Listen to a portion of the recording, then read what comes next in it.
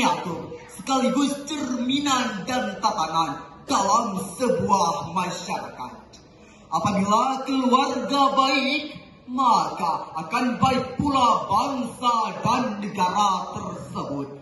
Namun sebaliknya hadirin, apabila institusi keluarga rusak, rumah tangga hancur, maka ini merupakan isyarat awal dari kehancuran sebuah bangsa.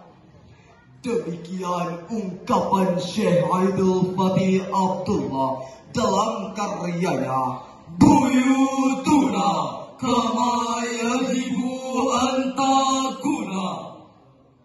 Ungkapan tersebut menggambarkan betapa pentingnya peran keluarga dalam membangun sebuah bangsa yang baik. Maka bangunlah keluarga yang Islami, rumah tangga yang Qur'ani, figur ayahanda yang bijak juga berwibawa, serta sosok ibunda yang lemah lembut dan penyantun.